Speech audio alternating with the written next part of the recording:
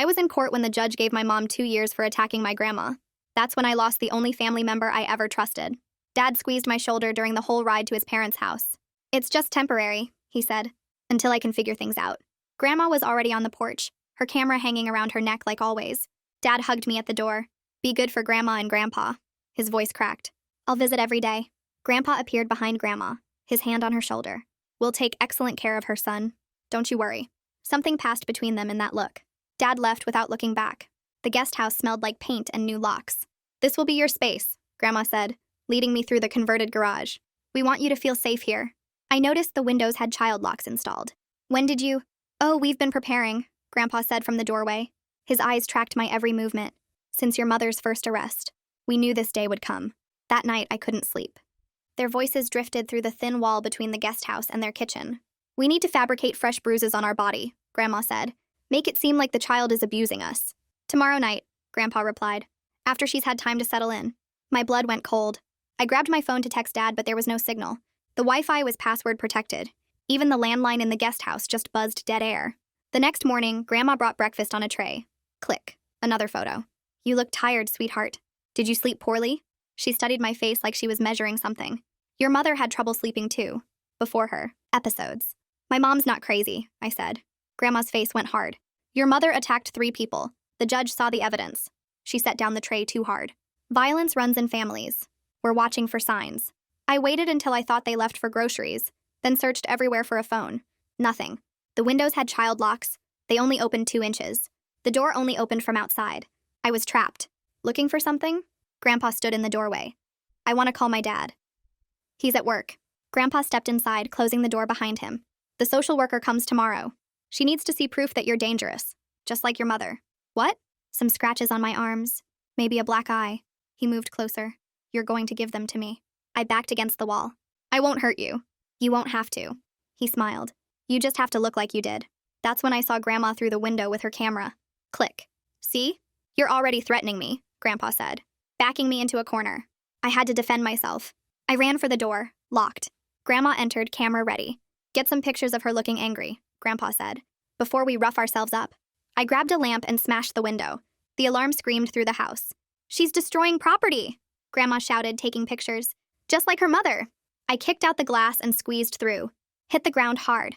My ankle twisted, but I ran across their lawn toward the neighbor's house. There's nowhere to go, Grandpa called out, walking calmly behind me. I reached their automatic gate. The Hendersons' fence was 6 feet high, but I had to try. I grabbed the top, pulling myself up. Grandpa caught my ankle. The neighbors already know about your violent mother, he said. Who do you think they'll believe? I kicked free and dropped into the Hendersons' yard. Ran to their door, pounding with bloody hands. Help! Please! Mrs. Art Henderson opened the door. Oh my gosh, what happened? My grandparents are trying to frame me. There she is. Grandma appeared at the fence, crying. We're so sorry, Janet. She had an episode. Broke our window. Mrs. Henderson was already looking at me differently. That careful look people give dangerous things. They're lying, I said. They want to hurt themselves and blame me. Sweetheart. Mrs. Henderson's voice went soft. Let's get you back to your grandparents. No. But she was already guiding me toward the fence. Toward them. Grandpa lifted me over like I weighed nothing. Thank you, Janet. We'll get her help. Back in the guest house. Grandma photographed every cut, every bruise. Click, click, click. Look what you've done to yourself, she said. The social worker will be very interested in your meltdown. My dad won't believe you. Grandma smiled. Your father's the one who asked us to do this. He needs evidence for the divorce. Proof that your mother's violence passed to you. The room spun. That's why Dad wouldn't look at Mom in court. Why he left me here so fast. He was in on it. He wants her locked up forever, Grandpa said. And you in psychiatric care. Much cleaner than a custody battle. The front door opened. Dad's voice. Mom? Dad? How was she? We need to talk, Grandma called back. There's been an incident. Dad appeared in the doorway. Saw the blood. His face went carefully blank. Did she hurt anyone? Only herself, Grandpa said. So far. Dad nodded, still not looking at me. The social worker comes tomorrow. Everything will be documented, Grandma promised. They left me in the guest house with new locks on everything. Tomorrow the social worker would come. She'd see what they wanted her to see. Or so they thought. I spent the locked night replaying their voices through the wall. My phone clutched in my hand with the voice recorder app ready, even though there's no signal to send anything.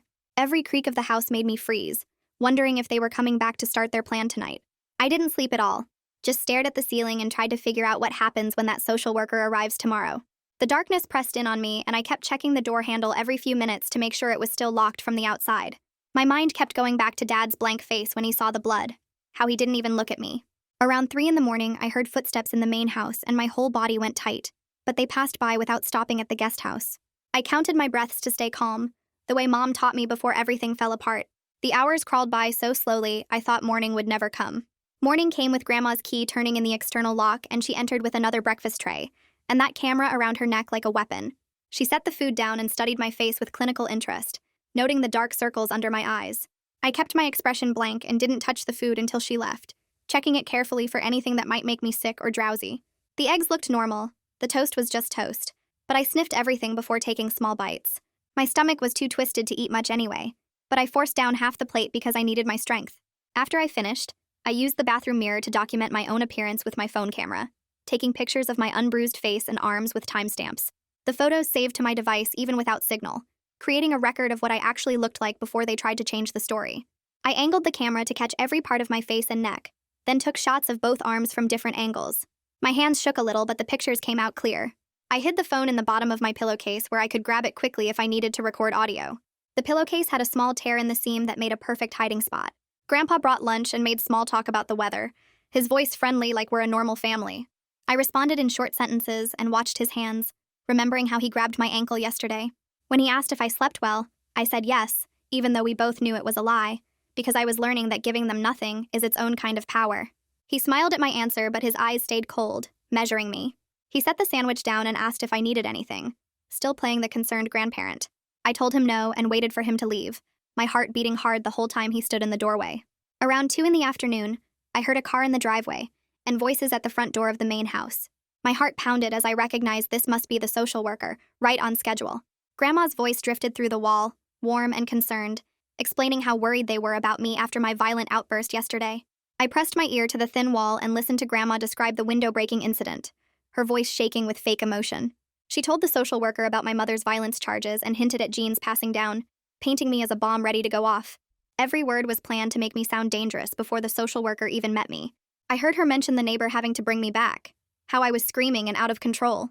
The social worker's voice was harder to hear, quieter and more professional. The guest house door opened and Grandma entered with a woman in her 30s carrying a tablet and wearing a professional but kind expression. Lysandra Gibbs introduced herself as my caseworker and asked how I was doing with real concern in her eyes. Grandma stayed in the doorway with her camera, ready to document whatever happens next. I took a breath and asked Lysandra if we could speak privately, my voice steadier than I expected. Grandma cut in right away, saying she needed to stay for everyone's safety given my episode. Lysandra glanced at the child-locked windows and external door lock, her expression shifting slightly, then firmly told Grandma that private interviews are required by protocol. Grandma's face went tight, but she backed out of the room, pulling the door closed behind her. Once Grandma left with clear reluctance, I sat on the edge of the bed and Lysandra took the desk chair, her body language open and patient. She asked me to tell her in my own words what happened yesterday.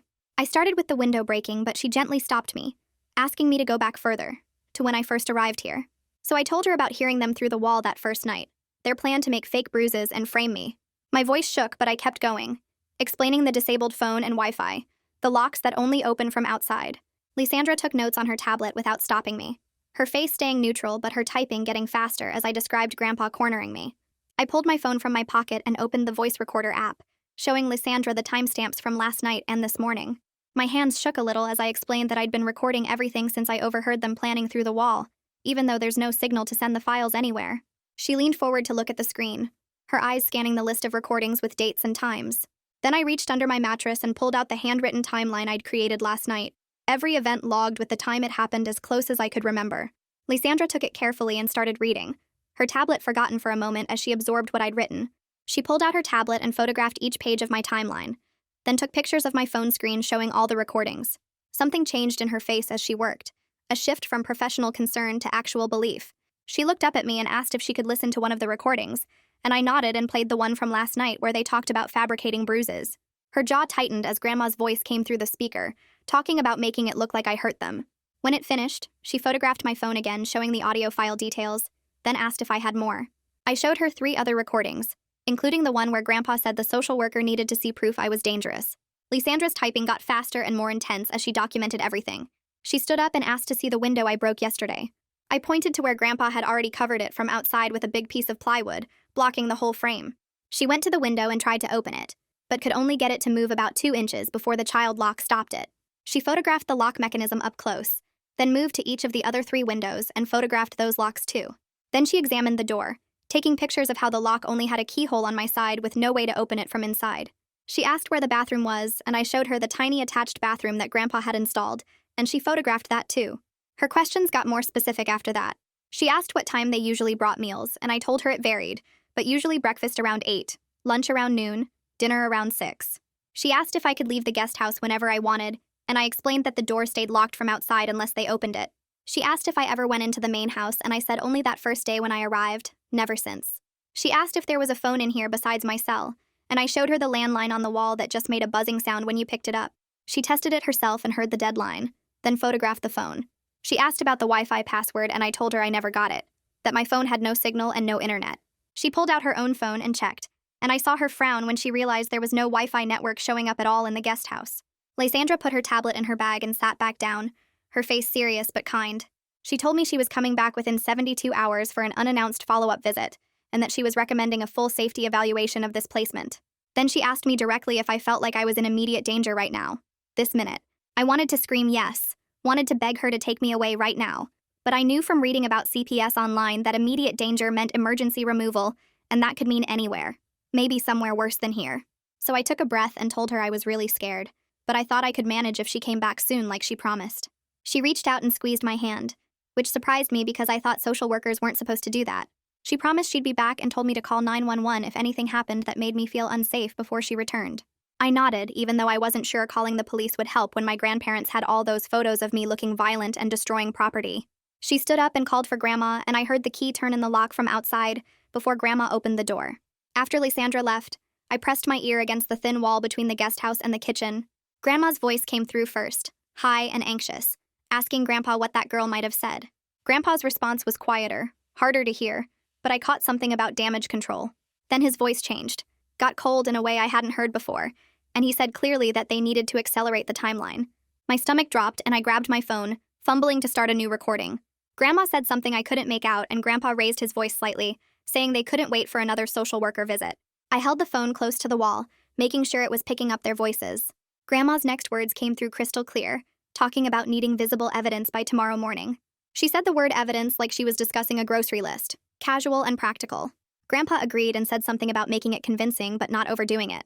My hands were shaking so hard I almost dropped the phone. They kept talking for another few minutes, discussing timing and what would look most believable to investigators. When they finally went quiet, I stopped the recording and checked to make sure it had saved properly. The file was there, stamped with today's date and time.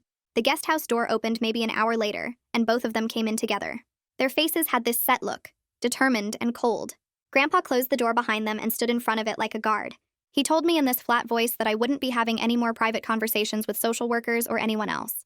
I backed up against the wall, my heart pounding, but I kept my hand in my pocket wrapped around my phone with the record button already pressed.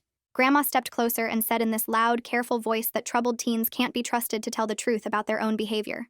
She was performing again, saying it like she wanted it recorded, but she didn't know I actually was recording. Grandpa added that they were responsible for my safety, and that meant supervising all my interactions from now on. I didn't say anything, just kept my face blank and my phone recording in my pocket. Grandma pulled out her camera and took a few photos of me standing against the wall, and I realized she was building her narrative again, making it look like I was being aggressive or defiant. They stood there for another minute watching me. Then Grandpa said dinner would be delivered at 6 and I was not to make any phone calls. They left and I heard the lock click from outside. The second they were gone, I pulled out my phone and stopped the recording. My hands shook as I checked the file, making sure their voices had come through clearly. It had. I grabbed my notebook and started writing down everything they'd just said while it was fresh in my mind, adding it to my timeline with the exact time. I wrote down Grandpa's words about no more private conversations, Grandma's statement about troubled teens and truth, their faces when they came in. My handwriting got messier as my hands shook harder, but I kept going until I had every detail documented. Then I looked at my jacket hanging on the back of the desk chair. I'd noticed yesterday that the lining had a small tear near the bottom hem. I grabbed the jacket and carefully worked my fingers into the tear, widening it just enough to slide the folded timeline pages inside the lining. I pushed them down toward the bottom hem where they'd be hidden between the outer fabric and the inner lining. Then I smoothed the jacket and hung it back up, checking to make sure you couldn't see the papers from outside. They'd have to actually rip open the lining to find them, and I didn't think they'd go that far during a casual search. That night, I barely slept. Every sound made me freeze, listening for footsteps approaching the guest house. The house settled and creaked, and each time I thought they were coming. Around 2 in the morning, I heard their voices again through the wall. I grabbed my phone and started recording, holding it against the wall. Grandpa's voice came through talking about how hard to hit, and my blood went cold. Grandma's voice responded, telling him not to go too far, that it had to look believable. They were actually discussing the mechanics of hurting themselves, debating whether a black eye would be more convincing than just bruising. Grandpa said something about using makeup to enhance whatever marks they made, and Grandma agreed that would be smart. I recorded everything, my phone hidden under my blanket, barely breathing so I wouldn't miss anything. They talked for maybe 10 minutes, planning out exactly what they'd do and when. Grandpa wanted to do it tonight, but Grandma said they should wait until right before the next social worker visit for maximum freshness. The casual way they discussed it, like planning a dinner party, made me feel sick. When they finally stopped talking, I checked the recording. It was all there. Every horrible word. Morning came, but no breakfast appeared. I waited until 9, then 10, watching the door and listening for Grandma's key in the lock. Nothing. I realized they were changing their pattern, keeping me off balance by breaking the routine I'd gotten used to. My stomach growled, but I just drank water from the bathroom sink and tried not to think about food. Around 10:30, the lock finally turned and Grandma came in with a tray. She set it down and said loudly that I'd seemed very aggressive and unstable yesterday with the social worker. Her voice had that performing quality again, like she was talking to an invisible audience. She went on about how concerning my behavior was, and how worried they were about my mental state. I looked at the food, a sandwich and an apple, and started eating slowly. I didn't react to anything she said, just chewed and swallowed while she talked. She seemed frustrated that I wasn't giving her anything to work with. No angry responses or emotional outbursts. After a few more comments that I ignored, she left with her camera, having taken several photos of me eating in silence. My ankle was throbbing bad by mid-morning. When I stood up to use the bathroom, I had to grab the wall because putting weight on it sent sharp pain up my leg. I sat back down and rolled up my pant leg to look at it. The whole ankle was swollen, bigger than yesterday, and the bruising had spread up toward my calf in dark purple and yellow splotches. When Grandma came back to collect the lunch tray, I asked her if I could see a doctor. She looked at my ankle for a second, then said I was just trying to create more drama and get attention. I told her it really hurt, and I thought something might be wrong, but she waved her hand and said I'd be fine, that I was exaggerating like always. The way she refused felt calculated, deliberate. I realized they didn't want any medical professionals documenting my actual injuries, the real ones from jumping out their window. They needed a clean slate, so any marks that appeared later would obviously be new, obviously from me attacking them. If a doctor saw my ankle now and wrote it down, it would mess up their timeline. Around noon, I heard a car in the driveway, and then Dad's voice in the main house. My stomach dropped and I pressed against the wall to listen. He was asking how I was doing, his voice casual like he was checking on a pet they were watching. Grandma's response came through clearly, her tone worried and motherly as she told him about yesterday's social worker visit. She made it sound like I'd been suspicious and manipulative, asking for privacy like I had something to hide. She said my behavior was concerning and getting worse, that I'd been aggressive with her this morning. I waited, pressed against that wall, barely breathing as I listened for Dad to defend me, to question their story, to do anything that showed he still cared. But he just asked if they needed anything, if there was anything he could do to help. Grandma said they had it under control but thanked him for checking in. I heard him say he'd stop by again tomorrow, and then his footsteps heading toward the front door. He was leaving without even asking to see me. 10 minutes later, I heard footsteps on the gravel path outside and the guest house door opened. Dad stood in the doorway but didn't come inside, like crossing the threshold would somehow make him dirty. He kept one hand on the doorframe and looked at me with that careful expression people use when they're following a script they practiced. He asked if I was behaving myself for Grandma and Grandpa, his voice flat and controlled. I sat up on the bed and looked straight at him, not breaking eye contact. I asked him if he really asked them to do this, to frame me like they were planning. His face went completely blank for about 3 seconds, no expression at all, and then he said we would talk about it later. That was basically him saying yes without actually saying the words. He turned and walked away, pulling the door shut behind him with a soft click. I heard his car start up a minute later and drive away. After he left, the guest house felt different somehow, like the walls had moved closer together while I wasn't paying attention. Knowing my own father set this whole thing up made the air feel heavier, harder to breathe. I sat on the edge of the bed and made myself take slow, deep breaths. Then I stood up and walked to the tiny bathroom, filled a glass with water, and drank the whole thing. I did 10 push-ups on the floor even though my ankle hurt. I needed my body to stay strong even though part of me wanted to just lie down and give up completely. But giving up was exactly what they wanted from me. They needed a broken girl who looked crazy and violent, someone who matched their story. I wasn't going to give them that satisfaction. I went back to the bed and ate the rest of the food from lunch, chewing each bite slowly and completely. Then I did another 10 push-ups. Late afternoon brought the sound of a car pulling into the driveway. Then the doorbell rang. Through the thin wall, I heard Grandma's voice go all fake and cheerful as she greeted whoever was at the door. I pressed my ear against the wall and caught bits and pieces of the conversation. Someone mentioned a follow-up visit, and I realized it was Lysandra, keeping her promise about coming back unannounced. My heart started beating faster with something that felt like hope. Grandma's voice got higher and tighter as she tried to explain why nobody told her about this visit, why it wasn't on the schedule. I heard another voice, calmer and lower, saying something about standard procedures. Footsteps moved through the main house, getting closer to the guest house. The door opened, and Lysandra walked in with a man she introduced as her supervisor, Cole. Both of them looked around the guest house like they were seeing it for the first time, even though Lysandra had been here before. Cole walked straight to the windows and examined the locks that only opened 2 inches. He asked Grandpa, who was standing in the doorway, why external locks were needed if I wasn't considered a flight risk. Now, Grandpa started explaining something about safety concerns and making sure I didn't hurt myself, but his voice sounded weaker than usual. Having 2 CPS people asking questions at the same time seemed to throw him off his prepared answers. Cole took photos of the window locks with his tablet, then moved to the door and photographed the mechanism that only opened from outside. Lysandra looked at me and said she noticed I was limping during her first visit. She asked if I could show her my ankle. I sat down on the bed and rolled up my pant leg, revealing the swelling that had gotten worse over the past few days.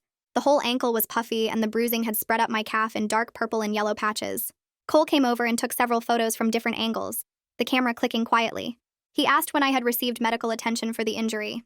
I explained that I asked Grandma twice to see a doctor, but she said I was just trying to create drama and get attention. Cole and Lysandra looked at each other for a long moment, some kind of silent communication passing between them. Cole typed something on his tablet, and I saw the word neglect on the screen before he angled it away from me. They asked me to tell them what happened again, but they worded the questions differently than last time. They were checking if my story stayed the same or if I changed details. I told them about hearing Grandma and Grandpa through the wall last night, planning to accelerate their timeline. I described Dad's visit and how he refused to deny being involved when I asked him directly. I mentioned Grandpa's threat that I wouldn't be allowed private conversations anymore. Lysandra's professional face cracked for just a second, and I saw real anger flash across it, anger for me, before she smoothed her expression back to neutral. She said they were taking this very seriously and documenting everything carefully. Cole added more notes to his tablet, his fingers moving fast across the screen. After they left, I heard raised voices in the main house, louder than before. The guest house door flew open and Grandma stormed in, her whole body shaking with rage.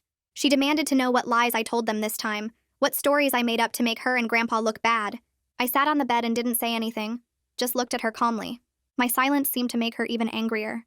She said if I kept making up stories, she would take away my bathroom privileges and I could use a bucket instead. Grandpa appeared behind her in the doorway and put his hand on her shoulder. He told her in a tight, controlled voice that they needed to be careful now, because CPS was probably watching them more closely. Grandma took a deep breath and left without another word, but I could hear her angry footsteps all the way back to the main house.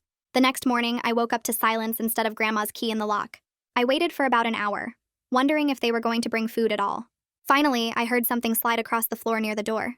I got up and found a paper plate with toast and a banana shoved through the gap at the bottom of the door. They were avoiding face-to-face contact now, probably on advice from a lawyer who told them to minimize interaction. The isolation felt like another kind of punishment, another way to make me feel small and powerless. I ate the food mechanically, chewing without tasting anything. Then I pulled out my handwritten timeline and added this new detail, noting how their behavior kept changing in response to CPS scrutiny. Every change they made was more evidence of their guilt. Around midday, I heard a vehicle pull up outside, different from the grandparents' car. Male voices drifted through the window, then Grandpa's angry tone saying something about not being able to walk around the property without permission. A calmer male voice responded with words like child safety investigation and legal authority. I realized CPS was doing some kind of inspection of the whole property, not just the guest house. I pressed my face against the 2-inch gap in the window, trying to see what was happening in the yard. I could see Cole walking around the perimeter of the guest house, taking photos of the exterior locks and the boarded-up window I had broken. Lysandra was with him, pointing at things and making notes on her tablet. The guest house door opened and both of them came inside, their faces serious in a way that made my stomach flip. Requested Reds is on Spotify now. Check out link in the description or comments. Cole looked at me directly and said they were implementing immediate safety modifications to this placement. He explained that the door had to be able to open from inside, so I could get out in an emergency. The windows needed to be fully functional, not locked to only open 2 inches. And I had to have access to a working phone for emergencies. Grandpa started to object from the doorway, saying something about safety protocols. But Cole cut him off with a bunch of legal language about compliance requirements and mandatory conditions for continued placement. A locksmith would arrive within the hour to make the changes. Grandpa's face went red, but he didn't argue anymore, just turned and walked back to the main house with stiff, angry movements. The locksmith showed up about 40 minutes later with a big toolbox and started working on the door right away. Grandpa stood in the doorway watching every move, his jaw tight and his hands clenched at his sides. The locksmith drilled out the old lock mechanism and installed a new one with a handle that worked from both sides. I stood there watching too, not believing this was actually happening. The locksmith tested it a few times, showing me how to turn the handle from inside to open it. Then he moved to the windows and removed all the child safety locks one by one, dropping them in a plastic bag. Each window now opened all the way instead of just 2 inches.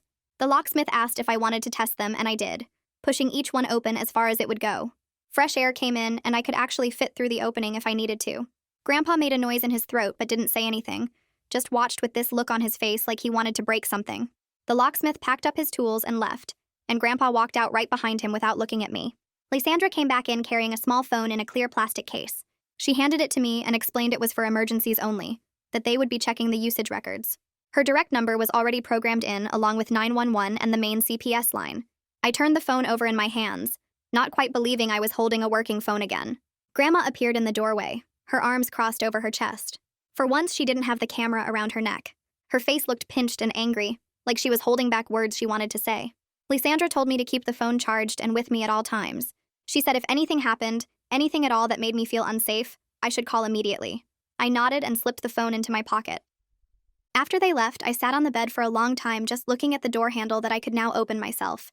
The change felt huge even though it was just a piece of metal. I got up and walked to the door, turned the handle, pulled it open, closed it, opened it again. I did this maybe 10 times, just proving to myself that I could. Then I went to each window and opened them all the way, stuck my head out, pulled them closed again. The psychological shift was enormous. I wasn't completely trapped anymore. That night, I couldn't stop testing the door lock. I would lie in bed for a while, then get up and open the door, look out at the dark yard, close it again. Around midnight, I pulled out the emergency phone and dialed Lysandra's number just to hear it ring. It rang twice, and I hung up before she could answer. I just needed to know it worked, that I could reach someone if I needed to. The small victories felt huge after days of total helplessness. I finally fell asleep with the phone under my pillow and the door unlocked from inside. The next day, Dad showed up without calling first. I heard his car in the driveway and then his footsteps on the path to the guest house. He knocked, which was new, and asked if he could come in. His face looked drawn and tired, like he hadn't been sleeping well. I stepped back and he came inside, closing the door behind him. He sat down in the desk chair and I stayed standing near the bed. He looked at his hands for a minute before speaking. His voice came out flat when he finally said he was sorry things got out of hand. But he needed evidence of Mom's genetic violence for the custody case. The words hung there between us. I asked him straight out if he actually believed I was violent, or if he was just using me. He still wouldn't look at me when he answered. He said it didn't matter what he believed. It mattered what he could prove. Something cold settled in my chest hearing him say that. I pulled out my phone and told him I had recorded him refusing to deny his involvement. His head snapped up and his eyes went wide. He asked if I had given the recording to CPS. I just stared at him and didn't answer, letting him sit there wondering. He stood up fast and walked to the door. He left without saying anything else, didn't even look back. I watched him go and felt something final break between us. Whatever relationship we had was gone. All that was left was this clear understanding that he saw me as a tool rather than his daughter. Over the next few days, the grandparents changed their approach completely. Meals started showing up late or not at all. I would wait for breakfast and nothing would come until almost lunchtime. The bathroom ran out of cleaning supplies, and when I asked Grandma for more, she said she would get to it eventually. She didn't. At night, I heard them making noise right outside my windows during the hours I usually tried to sleep, talking loudly, moving things around, anything to keep me awake. I wrote down every single incident in my timeline with dates and times. When Lysandra came for her next check-in, I showed her the pattern. She took photos of my notes and made her own records. She explained that proving harassment was harder than proving physical danger, but she was documenting everything. A few days later, I heard the mail truck outside. Usually Grandma got the mail, but this time she took longer than normal. When she finally came to the guest house, she had an envelope in her hand, and her face looked tight. She handed it to me without saying anything.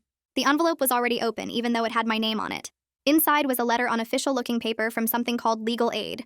It introduced an attorney named Jimena Castro who offered free legal help for minors in custody situations.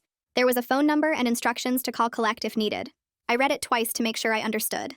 My desperate letter to legal aid had actually reached someone. Grandma stood there watching me read it, her arms crossed. I folded the letter and put it back in the envelope without saying anything. After she left, I pulled out the emergency phone with shaking hands. I dialed the number from the letter and a woman answered on the second ring. I started talking fast, explaining my situation before anyone could stop me. I told her about the grandparents' plan, the locks, Dad's involvement, everything. She listened without interrupting, just making small sounds to show she was still there. Then she asked specific questions about CPS involvement, about Dad's role, about what the grandparents had done. Her voice stayed calm and professional the whole time. She told me her name was Jimena, and she was going to contact Lysandra right away to coordinate. She said I did the right thing by calling. 2 days later, Lysandra picked me up and drove me to the CPS office. Jimena was already there in a conference room with Cole. Jimena looked younger than she sounded on the phone, maybe in her 30s, with dark hair pulled back and a serious expression. She shook my hand and told me to sit down. Then she started explaining my legal rights as a minor in protective custody. She used words I had to think about to understand, talking about filing complaints against the grandparents, requesting different placement with other family members, petitioning for a formal hearing. Each option had risks and timelines attached. Some things could take weeks, others months. I felt overwhelmed by how complicated everything was, how all these systems seemed designed for adults who understood legal language. Jimena must have seen my face because she slowed down and started using simpler words. Cole took notes on his tablet while Lysandra added details about the safety modifications and the documented harassment. Then Jimena asked about my mother's case. I explained what little I knew. Mom had been charged with attacking 3 people. The evidence seemed solid according to Dad. The judge had seen everything and still convicted her. Jimena made notes while I talked and then said she would investigate whether Mom's case had any connection to my situation. She said sometimes evidence isn't as clear as it seems. The possibility that there might be more to Mom's story than I was told opened something in my mind. A crack in the narrative I had accepted as true. What if Dad had lied about Mom the same way he was lying about me? Lysandra drove me back to the grandparents' house after the meeting with Jimena. The car ride felt too short. Grandma stood on the porch when we pulled up, her arms crossed tight over her chest. She watched Lysandra walk me to the door without saying anything. Inside, the air felt thick and wrong. Grandpa sat at the kitchen table reading the newspaper, but his eyes followed me when I walked past to the guest house. I tested the door lock from inside 3 times that first hour back, opening and closing it just to prove I could. The emergency phone sat on the desk where I could see it. These small things mattered now. Freedom to open a door. Ability to make a call. Grandpa came to the guest house that evening with dinner on a tray. He set it down and stood there looking at me for a long minute. Then he started talking about family loyalty and how ungrateful children break their grandparents' hearts. His voice stayed calm, but his words felt like threats wrapped in disappointment. I didn't respond. Just sat on the bed and waited for him to leave. After he went back to the main house, I ate the food slowly and checked it carefully first. Then I opened the door again just because I could. Lysandra called 2 days later while I was in the guest house. She explained they were scheduling a formal safety assessment for the following week. It would include interviews with everyone involved and a written report to family court. She said this was a critical step toward either improving my conditions here or justifying alternative placement. Her voice sounded professional and measured. I asked what alternative placement meant, and she said possibly other family members or foster care depending on what the assessment showed. After we hung up, I marked the date on a calendar I'd started keeping. 7 days to wait. The time stretched out strange and slow. Each morning, I woke up and got through another day of living with people who wanted to destroy me. Grandma brought meals at irregular times, sometimes early, sometimes late. Grandpa made comments about troubled teens and family disappointment whenever he saw me. I kept my face blank and my mouth shut. At night, I lay in bed counting down the days until the assessment. The waiting felt like holding my breath underwater, knowing I had to surface eventually, but not sure if there would be air when I did. 3 days before the assessment, my ankle throbbed worse than ever. The swelling hadn't gone down and walking made sharp pain shoot up my leg. I limped to the main house bathroom that morning and caught Grandma watching me from the kitchen. I asked if I could see a doctor about my ankle. She looked at me for a long moment, then said I was exaggerating for attention just like my mother used to do. She turned back to washing dishes. I limped back to the guest house and sat on the bed staring at the emergency phone. Then I picked it up and called Lysandra's direct number. She answered on the 3rd ring. I explained about my ankle, how it happened when I jumped into the Hendersons' yard, how it still hurt bad, and Grandma kept refusing to let me see a doctor. Lysandra asked specific questions about the swelling and pain level. Then she said she'd be there within 2 hours and I was going to urgent care today whether the grandparents agreed or not. She arrived exactly 90 minutes later with paperwork authorizing medical treatment. Grandma opened the front door looking surprised and angry. Lysandra told her in a firm voice that denying medical care to a minor was neglect, and I was being taken to urgent care immediately. Grandma's face went tight, but she got her purse and car keys without arguing. The urgent care clinic smelled like antiseptic and had fluorescent lights that buzzed. A physician assistant called me back after 20 minutes in the waiting room. She was maybe 40 with tired eyes and gentle hands. She examined my ankle carefully, pressing different spots and asking me to move it certain ways. Each touch made me wince. Then she started asking detailed questions about how the injury happened and why I didn't get treatment right away. I explained the whole situation while she typed notes into her computer. About jumping through the window to escape. About my grandparents refusing to take me to a doctor. About everything that led to that moment. She listened without interrupting and kept typing. Then she took photographs of my ankle from different angles with a medical camera. She photographed the bruising and swelling and documented the range of motion. She asked me to describe the denial of medical care in my own words and typed my statement verbatim. When she finished, she looked me in the eye and said she was a mandatory reporter. That meant she had to file a report with CPS about medical neglect. She said she was sorry I was going through this, but the report would be filed today. The PA confirmed it was a bad sprain that should have been treated days ago when it first happened. She said the delay made the healing process longer and more complicated. She fitted me with a brace that wrapped around my ankle and lower leg with Velcro straps. Then she gave me anti-inflammatory medication and printed out instructions for proper care. Ice packs 3 times a day. Elevation when possible. The brace stays on except for showering. She handed me the papers and then put her hand on my shoulder. She asked if I felt safe at home. The question hung in the air between us. I told her honestly that I didn't know, that I had a caseworker now and people watching, but I still lived with my grandparents, and they were angry about the oversight. She squeezed my hand and said the report would be filed today, that it would add another piece of documentation to my case file, that every report mattered and helped build the full picture. Her hand felt warm, and I wanted to cry but didn't. Grandma drove me back to the house in complete silence. Her hands gripped the steering wheel tight and her jaw clenched. We pulled into the driveway and she got out without looking at me. I followed her inside, limping less now with the brace supporting my ankle. Grandma went straight to the kitchen phone and dialed. I heard Dad's voice answer, and then Grandma started talking fast and angry about CPS overreach and my manipulation of medical professionals. I went to the guest house, but the wall between was thin enough to hear everything. Grandma described me as a pathological liar who had everyone fooled. She said I was dangerous and manipulative just like my mother, that I'd learned how to play the victim and turn people against my own family. Dad's voice responded, but I couldn't make out his words. Just Grandma's half of the conversation painting me as the villain in this story. The irony hit me hard. She was calling me a liar while actively planning to frame me for violence I didn't commit. She was describing me as manipulative while she and Grandpa had orchestrated this entire situation. If it weren't so scary, it would have been funny. But mostly it was just terrifying knowing she believed her own lies, or at least could sell them convincingly enough that other people might believe them too. That night after dinner, I spread everything out on the bed. The emergency phone with all the recorded conversations saved in the voice memo app. The handwritten timeline I'd been keeping with dates and times and details of everything that happened since I arrived. The paperwork from urgent care with the PA's documentation and the mandatory reporter statement. The photos on my phone showing the window locks before they were changed, and the external door lock that used to trap me inside. Jimena's business card with her direct number and the legal aid office address. I gathered it all together and folded 2 pieces of notebook paper to create a simple folder. I labeled it with today's date in clear handwriting. Then I slid all the documents inside and tucked the folder into the lining of my jacket, where I'd been hiding my other papers. The jacket hung in the small closet.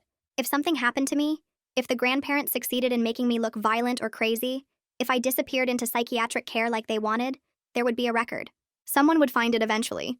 The evidence would tell the truth even if I couldn't. The night before the assessment, I lay in bed trying to sleep, but my brain wouldn't stop.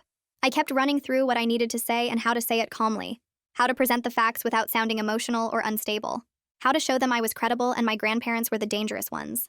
Around midnight, I heard voices in the kitchen. Grandpa's voice came through the wall first, insisting they needed to show some evidence before the assessment, that they couldn't just talk about my violence, they needed something visual. Grandma's voice responded, but she sounded uncertain for the first time since I'd arrived. She said she was worried about going too far with so much scrutiny on them now, that CPS was watching everything and one wrong move could backfire. Grandpa argued that without evidence, the assessment would go in my favor, and they'd lose control of the narrative completely. I grabbed the emergency phone and started recording, holding it near the wall to capture their voices. They debated back and forth about whether to proceed with their original plan, about how much injury would be believable, about timing it so the marks would be fresh for the assessment. I recorded every word, my hand shaking but keeping the phone steady against the wall. The conversation lasted almost 15 minutes before they finally went to bed. I saved the recording with the date and timestamp and added it to my evidence folder. Morning came too fast and too slow at the same time.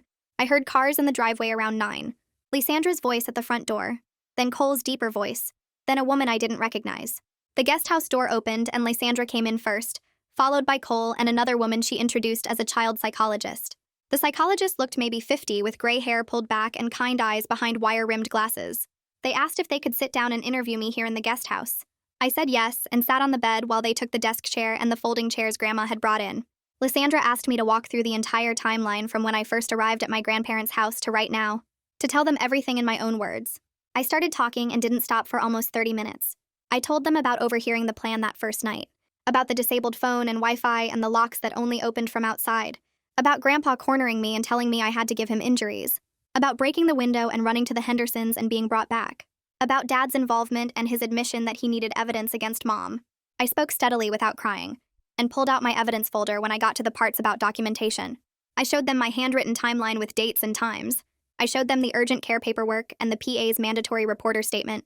Then I played the audio recordings. First the one from that first night when they planned to fabricate bruises. Then the one from last night when they debated whether to proceed despite the scrutiny. The three professionals listened without interrupting. Lysandra and Cole took notes on their tablets. The psychologist just watched me with those kind eyes and nodded occasionally. When I finished, the psychologist leaned forward slightly and asked if she could ask me some questions. Her voice was gentle but not condescending. She asked about my emotional state right now, about my relationship with my parents, about my understanding of what was happening and why. I took a breath and tried to organize my thoughts. I told her I was scared but trying to stay focused on documenting everything and keeping myself safe.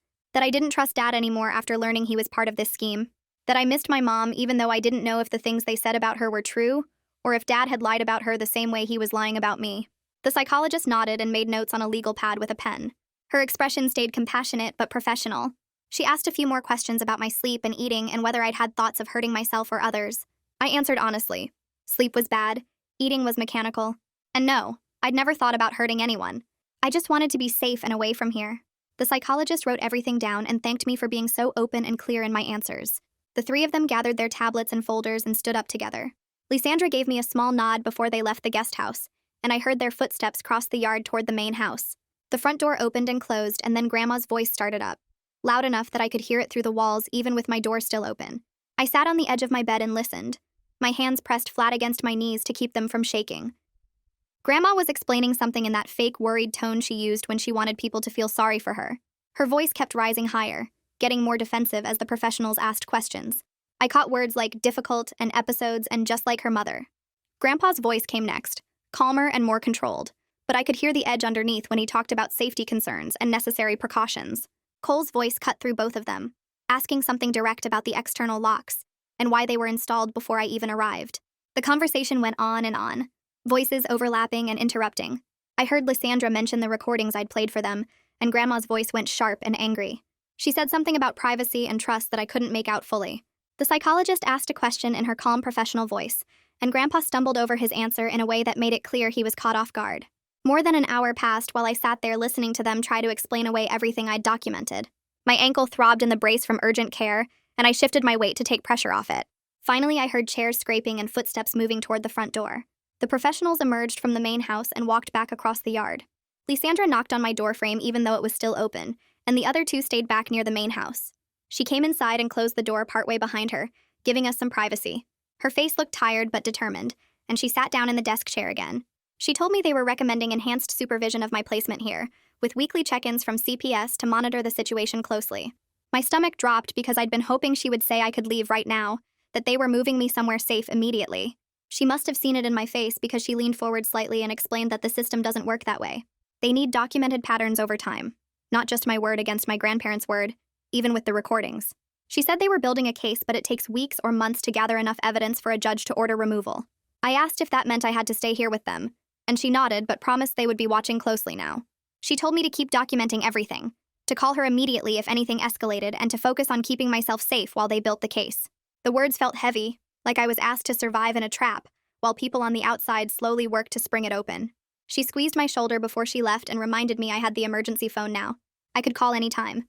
After they drove away, the house went quiet in a way that felt dangerous. Grandma and Grandpa didn't come to the guest house that evening. No dinner appeared on a tray.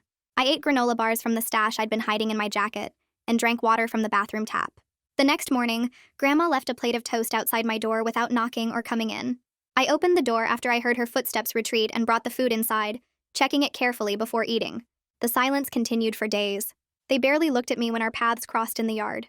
Meals showed up at weird times, sometimes early morning, sometimes late afternoon, never on any schedule I could predict. They were making a point of not being alone with me, probably because they knew I was recording everything now. The house felt like a war zone where nobody was shooting but everybody was armed. I kept my phone in my pocket constantly, ready to record any conversation. I updated my timeline every night with notes about the irregular meals and the way they avoided me. The waiting stretched out, each day blending into the next. I went to the bathroom, ate whatever food appeared, and tried to sleep through the nights when their voices drifted through the wall, discussing their next moves in careful, quiet tones, I couldn't quite make out. A week into this tense standoff, my emergency phone rang. Jimena's number showed on the screen. I answered fast, and she told me she'd filed a motion for a hearing to review my placement, scheduled for 2 weeks from now. She explained that she was also looking into Mom's criminal case because something about it didn't add up. She'd found inconsistencies in how the evidence was presented, things that didn't match up with the official reports. She told me not to get my hopes up too high because legal cases take time to unravel, but she wanted me to know there might be more to the story than Dad had told me. The possibility that Mom wasn't actually the violent criminal everyone claimed made my head spin. Everything I'd believed about why I was here, why Dad left me with his parents, why Mom was in jail, all of it might be built on lies. Jimena said she'd call me again before the hearing with more information. After we hung up, I sat on my bed staring at the wall, trying to reorganize everything I thought I knew. If Mom wasn't dangerous, then Dad had lied about her the same way he was lying about me. The thought made me feel sick and relieved at the same time. The days crawled by until Lysandra showed up again without warning. She knocked on the guest house door and came in with news that made my heart pound. The court had ordered family therapy sessions, she said, involving me and Dad with a licensed therapist supervising everything. Dad would have to participate if he wanted to keep any custody rights at all. She asked if I was willing to go, and I told her yes, but only if Jimena could be there for the first session. I didn't trust Dad or any therapist he might try to manipulate. Lysandra agreed immediately and pulled out her phone to start coordinating schedules. She said she'd make sure Jimena was present as my advocate, and they'd find a neutral therapist who specialized in family conflict. We set it up for the following week. After Lysandra left, I felt something shift inside me. This was going to be the first time I'd seen Dad since he stood in my doorway and basically admitted he was using me as a weapon against Mom. The thought of sitting in a room with him made my hands shake, but I also wanted him to have to face what he'd done. The therapy office was in a boring building with beige walls and motivational posters about growth and healing. Jimena met me in the parking lot and walked in with me, her hand on my shoulder in a way that felt protective. The therapist introduced herself as Dr. Reyes, a woman with kind eyes and a calm voice that reminded me of the psychologist from the assessment. She had us all sit in a circle, me and Dad across from each other with Dr. Reyes between us and Jimena, sitting slightly behind me in the corner. Dad looked terrible, his face drawn and his eyes avoiding mine. Dr. Reyes explained the ground rules and then asked us each to describe our perspective on what had happened. She looked at me first. I took a breath and started talking, laying out the facts in order without letting emotion leak into my voice. I told her about arriving at the grandparents' house and overhearing their plan that first night, about the disabled phone and the locks and Grandpa cornering me, about running to the neighbors and being brought back, about Dad's involvement and his refusal to deny it when I asked him directly. I watched Dad's face while I talked, and it crumbled slowly like something breaking from the inside. When I got to the part about him needing me to look violent on paper for his custody case, he put his face in his hands. Dr. Reyes let the silence sit for a moment before she turned to Dad and asked him to respond. Dad started talking in this broken voice about being terrified of losing custody to Mom.